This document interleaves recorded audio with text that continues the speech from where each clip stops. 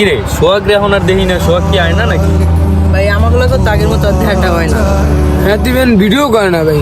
ভাই হেদি ফেসবুকে স্ট্যাটাসই মারে ভাই। কি কস বেটা, তাহলে তো মনে হয় কিছু একটা হইছে। হ্যাঁ ভাই ঠিক। আরে না হ্যাঁ কি হলো তো আমাগুলো তো ঠিকই কইতো। আরে ওই দি শখ ভাই।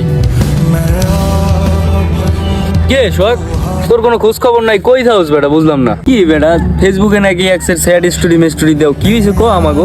আরে না তেমন কিছু হয় না বাবা, কি করব? আরে কি বেটা, কেমন ল্যামতা ল্যামতা করস বেটা, কি হয়েছে ক, সোজা ক। না বন্ধু, কিছু টাকা পয়সা প্রয়োজন ছিল তো, আর মন কর ঘর দিয়ে বাইরে নি, আর তোর কাছে আইয়ে কি করবো, লাভ হইব। ও আচ্ছা এই ব্যাপার না, ঠিক আছে তাহলে যা।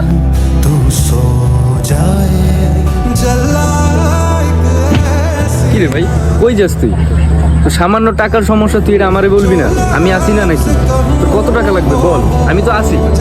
বন্ধু আমার 5,000 টাকার অনেক প্রয়োজন ছিল, এই টাকা জোগাইতে তোকে দ্বারা আসতে পারি না, আর আইসে কি করবো, তোরা কি দিতে পারবি বল? আরে ভাই এটা কোনো কথা কইলি তুই? সামান্য 5,000 টাকার জন্য তুই আমাদের সাথে আসোস না? তুই তো এটা আমারে বলতে পারতি নাকি? আমি তো আসি। আয়, কত টাকা লাগবে আয়, তোর দিতেছি আয়।